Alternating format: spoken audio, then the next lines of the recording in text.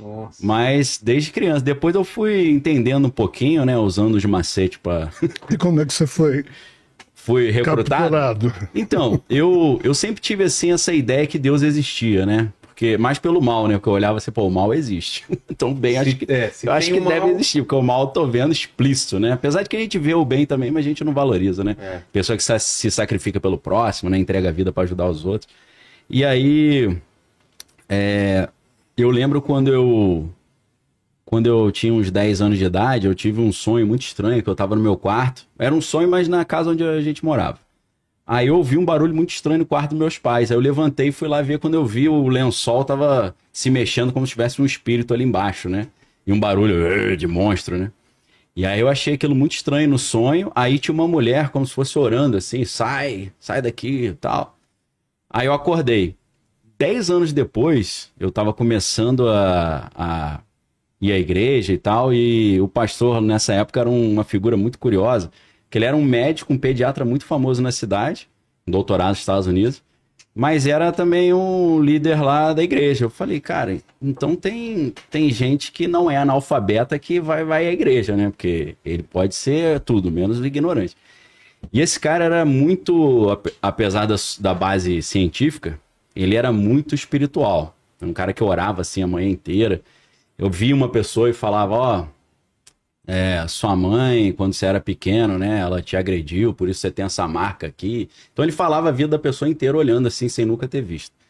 E quando eu olhei aquilo, eu falei, caramba, mas esse cara é professor da Universidade Federal Fluminense, onde eu fiz meu doutorado em Linguística.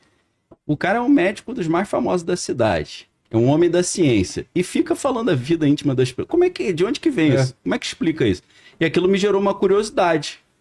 Eu falei, como é que esse cara pode conciliar essa visão médica científica com essa vida louca que ele tem, né? E aquilo ali me gerou uma curiosidade muito grande, que eu sempre gostei muito de ciência, mas sempre tive essa curiosidade do espiritual. E ali eu fui fisgado. Isso ali em Itaipu, em Niterói, né? Inclusive, onde é que era a praia que você frequentava? Icaraí. Ah, Icaraí mesmo? Então, eu morava mais na região oceânica lá, né? Nas praias ali, mais pra cima. Então foi ali que eu comecei, aquelas coisas que eu via, experimentava, eu comecei a tentar meio que entender. Aí fui recebendo esse chamado, assim, né? Sua missão é trazer a luz, falar de Deus para as pessoas, né? Libertar os cativos e tal. Eu falei, então é isso, né? Por isso que eu vi esse negócio, porque já tinha uma galera do outro time que tava tentando me atormentar para me atrapalhar, né? Me tirar do foco, né? Então foi assim que eu fui recrutado, né? Que eu chamo lá em Niterói, né? Desde criança eu sinto a minha bisavó era uma das líderes da Rosa Cruz lá no Rio, né? Chamava Odete ela. Meu avô era maçom. E quando eu nasci, pegou fogo no hospital.